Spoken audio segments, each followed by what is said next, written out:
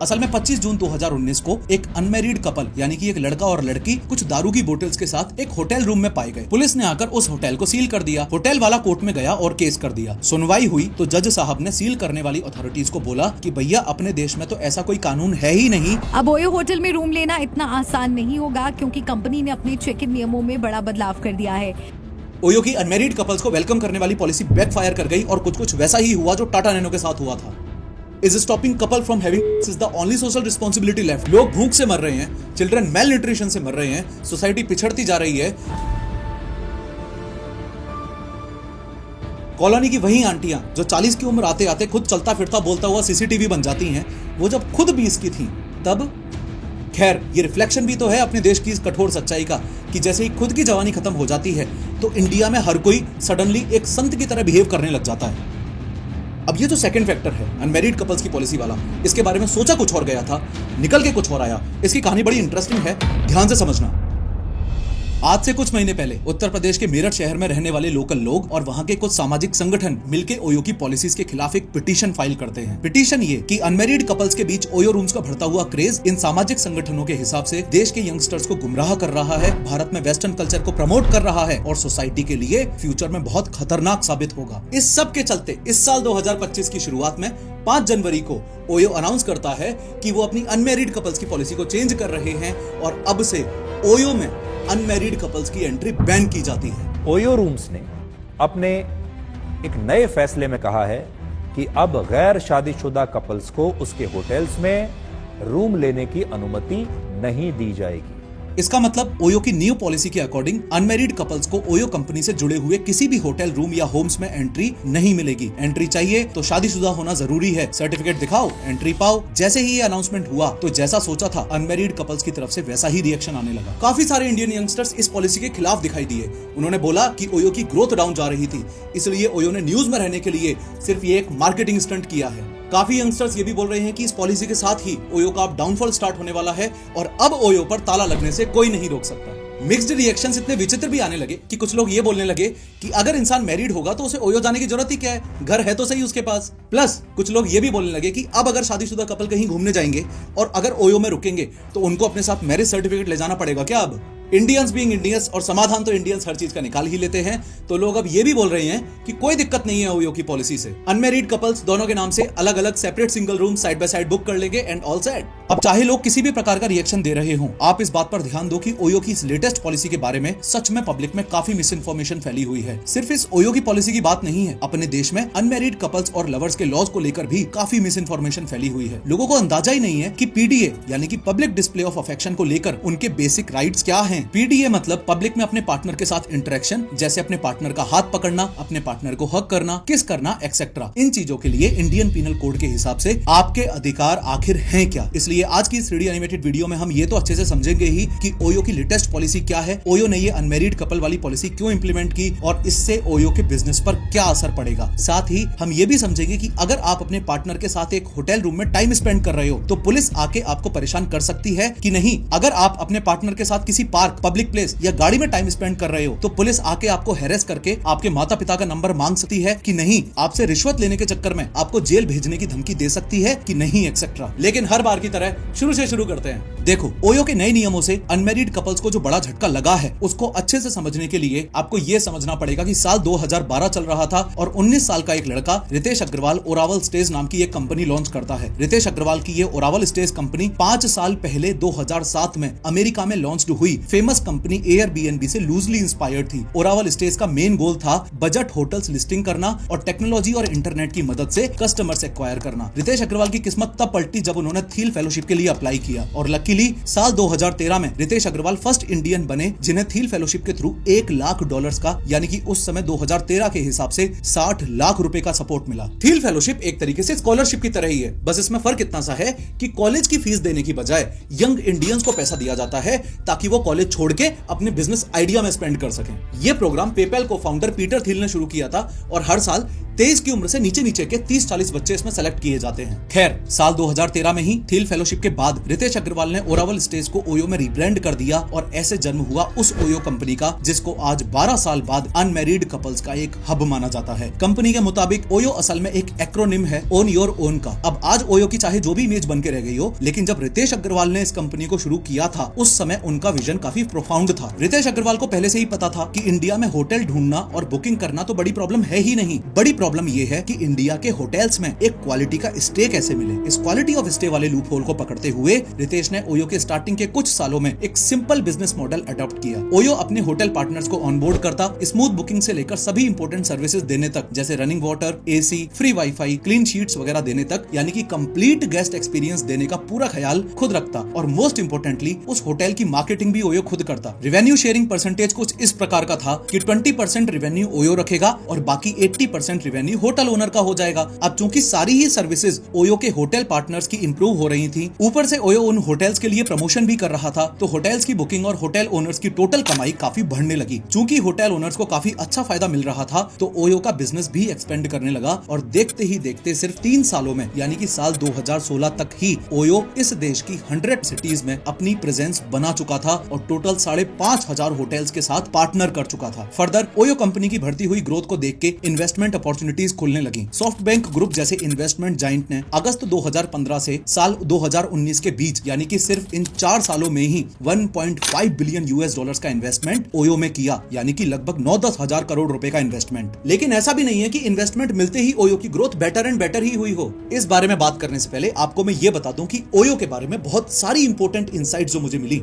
वो मुझे InCred money platform से मिली है। ये एक अमेजिंग प्लेटफॉर्म है जहां आप अनलिस्टेड कंपनीज जैसे कि OYO, Chennai super Kings, Cochin international airport और भी काफी सारी कंपनीज के बारे में रिसर्च कर सकते हो और उनमें इन्वेस्ट भी कर सकते हो। अब तक अनलिस्टेड कंपनीज में इन्वेस्ट करना सिर्फ बड़े इंस्टीट्यूशनल इन्वेस्टर्स, वीसीज और पीई फर्म्स का ही एक प्रिविलेज बन के रह गया था, लेकिन इनक्रेड मनी इसे बदल रहा है। अब रिटेल इन्वेस्टर्स भी अनलिस्टेड कंपनी में इन्वेस्ट कर सकते हैं। और सबसे बड़ी बात, ये पूरा स्टेप 100% ऑनलाइन है। बस ये स्टेप्स फॉलो करो। इनक्रेड मनी प्लेटफॉर्म पे जाओ, अपना अकाउंट क्रिएट करो, केवाईसी कंप्लीट करो और अपने डीमेट अकाउंट को लिंक करो और अपनी पसंद की किसी भी अनलिस्टेड कंपनी में इन्वेस्ट करो। आप सिर्फ एक शेयर से भी इन्वेस्ट कर सकते हो। सेटलमेंट पीरियड के अकॉर्डिंग स्टॉक्स आपके डीमेट अकाउंट में शो हो जाएंगे। सबसे बेस्ट बात, फिलहाल इनक्रेड मनी पर कोई भी कमीशन या ब्रोकरेज फीस नहीं लगती। और अगर आप डिस्क्रिप्शन और पिन कमेंट में दी गई मेरी लिंक का यूज करोगे तो आपको पहली ट्रांजैक्शन पर स्पेशल डिस्काउंट मिलेगा। Check out InCred Money now. खैर, जब साल 2020 में कोविड-19 का लॉकडाउन लगा तो होटल इंडस्ट्री को बहुत बड़ा नुकसान हुआ। उसके बाद भी ओयो की काफी पॉलिसीज की वजह से कंपनी लंबे समय तक लॉस में रही, लेकिन फिर फाइनेंशियल ईयर 2024 में ओयो कंपनी ने फाइनली 229 करोड़ रुपए का पैट बुक किया। पैट मतलब प्रॉफिट आफ्टर टैक्स। ओयो की इस 12 साल की उतार चढ़ाव से भरी हुई जर्नी में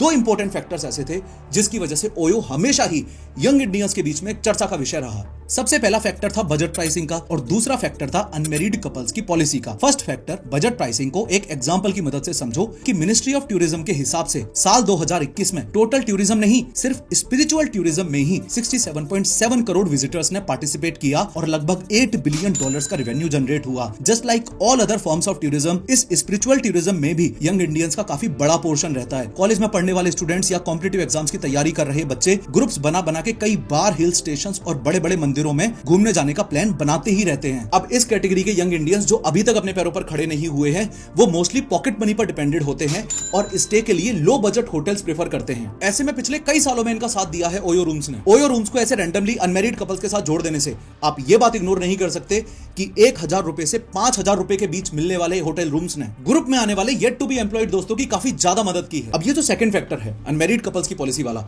इसके बारे में सोचा कुछ और गया था, निकल के कुछ और आया। इसकी कहानी बड़ी इंटरेस्टिंग है, ध्यान से समझना। अभी पिछले महीने जनवरी 2025 में ओयो ने जो अपनी पॉलिसी चेंज की, उससे पहले इंडिया में मौजूद सभी ओयो पार्टनर होटल्स के लिए ये मैंडेटरी था कि वो अनमैरिड कपल्स को एंट्री दें। हाँ, वो बात जरूर है कि आप बालिग होने चाहिए। ओयो रूम्स वाले आपके आईडी कार्ड में आपकी उम्र चेक करेंगे। लड़की की उम्र कम से कम 18 होनी चाहिए और लड़के की उम्र कम से कम 21 साल होनी चाहिए। अगर आपने मेजॉरिटी अटेन कर ली है तो ओयो होटल्स में आराम से एंट्री मिल जाएगी। ओयो ने इस चीज को एक बिजनेस अपॉर्चुनिटी की तरह भी देखा। इंडिया में काफी सारे होटल्स रैंडम कपल्स को एंट्री प्रोवाइड कर ही नहीं रहे थे जब तक वो ये साबित ना कर दें कि वो मैरिड कपल हैं। ओयो की अनमैरिड कपल्स वाली पॉलिसी को लेकर रितेश अग्रवाल ने एक बार पब्लिकली इसका जिक्र भी किया था। कुछ साल पहले हमारे एक कॉलीग थे, वो और उनकी वाइफ एक होटल में गए। वाइफ ने जो है सेकेंड नेम बदला नहीं था, उनका सेकेंड नेम सेम था पहले जैसा ही। तो होटल वाले ने कहा कि आप दोनों शादीशुदा हैं, इसका मैरिज सर्टिफिकेट दिखाइए, फिर हम आपको चेक इन देंगे। ओयो के पहले कई लोगों ने ऐसी एक्सपीरियंसेस सही हैं कि लोग जज करते हैं, लोग घूरते हैं लोगों को। समझ गए?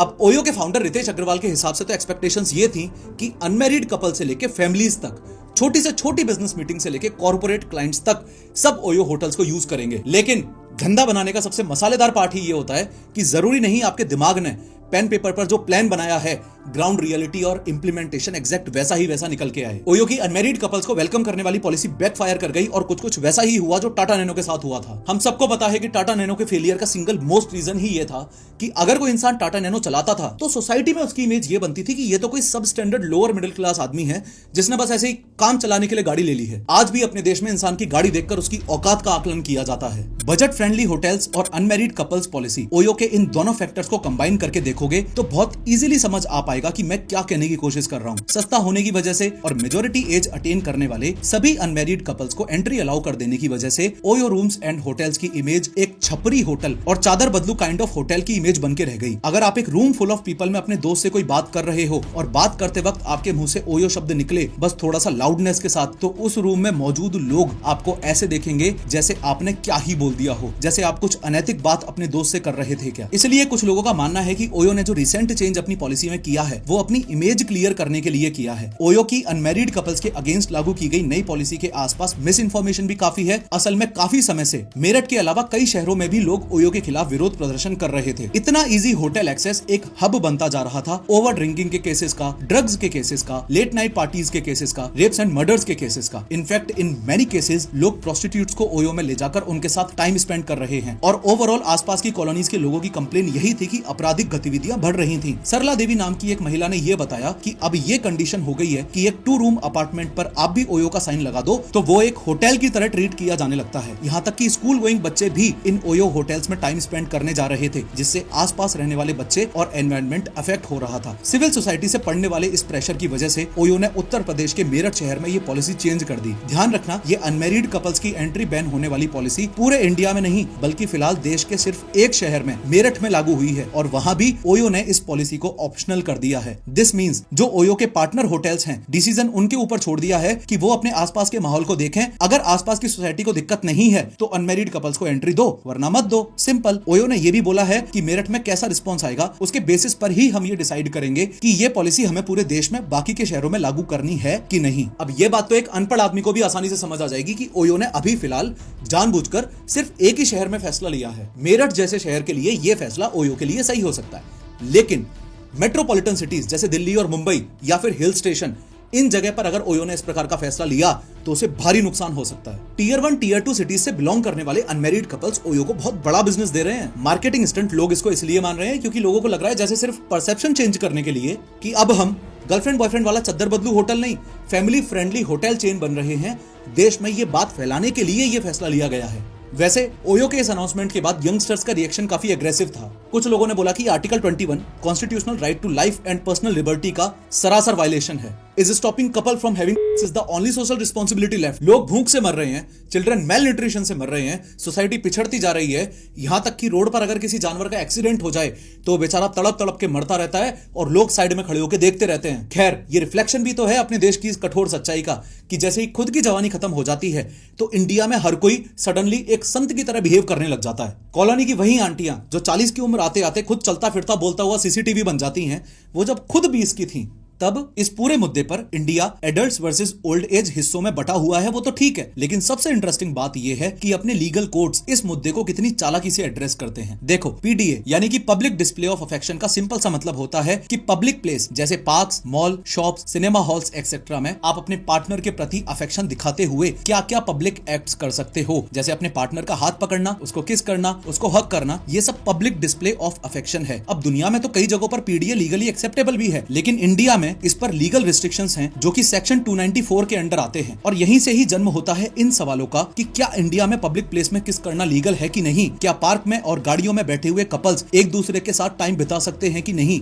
या फिर कोई भी आके उनको मार के जा सकता है। तो देखो, इंडिया में पीडीए आउटराइट इलीगल नहीं है। माइल्ड पीडीए जैसे अपने पार्टनर का हाथ पकड़ना, उसको एक क्विक हक देना, क्विक फोरहेड किस देना, ये सब जनरली पनिशेबल नहीं होता है। बट क्यों? क्योंकि ये सब दोस्ती और केयरफुल इंटेंट दर्शाता है, फुल इंटेंट नहीं दर्शाता।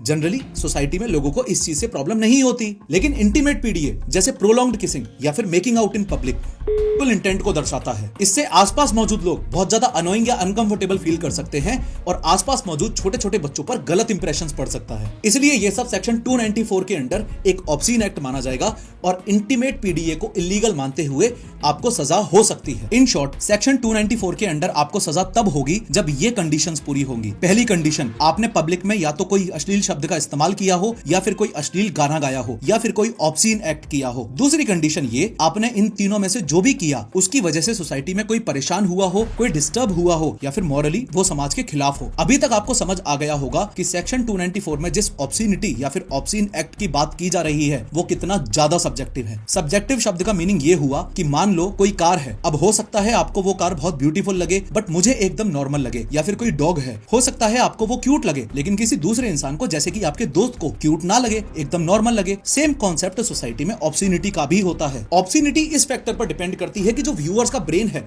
वो उसको कैसे परसीव कर रहा है। क्या आसपास मौजूद लोग शेमफुल फील कर रहे हैं, क्या आसपास मौजूद बच्चों पर हार्मफुल इंपैक्ट आ रहा है, या फिर क्या सामने वाले के एक्शंस लस्टफुल हैं, क्या सामने वाला एक इम्प्योर कैरेक्टर है। ये सारी चीजें मायने रखती हैं, प्लस लोकेशन भी इक्वली मायने रखती है। जैसे वही सवाल जो रणवीर अलाहाबादिया ने इंडियाज गॉट टैलेंट पर पूछा, वही सेम सवाल ओजी क्रू नाम के एक यूट्यूब चैनल पर जो कि ऑस्ट्रेलिया का है, उसमें भी तो 2 हफ्ते पहले पूछा गया था। अब जिस सेम सवाल से अपने देश में नेशनल इशू बन गया, उस सेम सवाल से ऑस्ट्रेलिया में तो तिनका भी इधर से उधर नहीं हुआ। इसलिए ऑब्सीनिटी में country to country, even within countries, cities to cities, time to time और कम्युनिटी स्टैंडर्ड्स जो हमेशा बदलते रहते हैं, वो बहुत ज्यादा इंपॉर्टेंट रोल प्ले करते हैं। पर सवाल यह है कि अगर ओयो होटल रूम में या फिर किसी और होटल रूम में अगर कोई कपल टाइम स्पेंड कर रहा है तो वो तो पीडीए नहीं है, उसमें तो पब्लिक को कोई हार्म नहीं हो रहा। तो फिर क्यों इंडिया में कई सारे केसेस ऐसे हैं जहां पुलिस रेड मारकर उन कपल्स को परेशान करती है?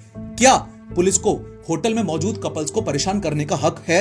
इसको समझते हैं 2019 के एक लैंडमार्क केस के थ्रू। केस था my preferred transformation and hospitality private limited versus district collector Coimbatore के बीच। असल में 25 जून 2019 को एक अनमैरिड कपल यानी कि एक लड़का और लड़की कुछ दारू की बोतल्स के साथ एक होटल रूम में पाए गए। पुलिस ने आकर उस होटल को सील कर दिया। होटल वाला कोर्ट में गया और केस कर दिया। सुनवाई हुई तो जज साहब ने सील करने वाली अथॉरिटीज को बोला कि भैया अपने देश में तो ऐसा कोई कानून है ही नहीं कि आप अनमैरिड कपल्स को होटल्स में जाने से रोक सको। अगर उन्होंने मेजॉरिटी एज अटेन कर रखी है तो फिर आपने एक्शन क्यों लिया? तो कलेक्टर के पक्ष का बयान ये था कि इस तरीके से अनमैरिड कपल्स का होटल में टाइम स्पेंड करना इमोरल है, सोसाइटी के खिलाफ है और अनएथिकल है। तो जज साहब ने बोला कि भैया एथिक्स यानी कि नैतिकता एक सब्जेक्टिव मुद्दा है। हो सकता है अपने देश में एक समाज के बीच जो चीज अनएथिकल हो वो दूसरे समाज में एथिकल हो। क्या नैतिक है और क्या अनैतिक है ये अपना अपना पर्सनल व्यू है, आप इसको ऐसे डिफाइन नहीं कर सकते। आपको ऑर्डर दिया जाता है कि सिर्फ 2 दिनों में ही उस होटल को वापस अनसील कीजिए। ओयो एक प्राइवेट कंपनी है और उसने जो डिसीजन मेरठ शहर में लिया वो उसका खुद का मैटर है और उनकी खुद की पॉलिसीज हैं। लेकिन पुलिस के हैरेसमेंट की बात की जाए तो आज 2025 में भी ऐसा कोई नियम नहीं है कि अनमैरिड कपल्स का होटल में जाकर रुकना इलीगल हो, बशर्ते आप ये 3 कंडीशंस फुलफिल करते हो। कंडीशन नंबर 1, आप दोनों ने ही अपनी मिनिमम एज अटेन कर ली हो, यानी कि लड़की कम से कम 18 साल की हो और लड़का कम से कम 21 साल का हो। कंडीशन नंबर 2, आप दोनों के पास अपने अपने नेशनल आईडी कार्ड्स अपनी आइडेंटिटी को प्रूव करने के लिए होने चाहिए। और कंडीशन नंबर 3, आप दोनों ही म्यूचुअल कंसेंट से आए हो, कोई पार्टनर जबरदस्ती ना लाया गया हो। जो भी हो, ओयो दोनों हाथ में लड्डू लेके चल रहा है और रितेश अग्रवाल जैसे इंटेलिजेंट, ऑनेस्ट और डाउन टू अर्थ फाउंडर के साथ ओयो का फ्यूचर काफी सही है। अगर आप भी ओयो की जर्नी ज्वाइन करना चाहते हो तो ओयो के शेयर्स खरीदो इनक्रेड मनी का यूज करके, और स्पेशल डिस्काउंट के लिए पिंड कमेंट और डिस्क्रिप्शन में दी गई मेरी लिंक्स का यूज करो। खैर, क्लिक करके इस वीडियो में अभी के अभी देखो कि नॉर्थ कोरिया में एक से खतरनाक लॉज क्या क्या हैं।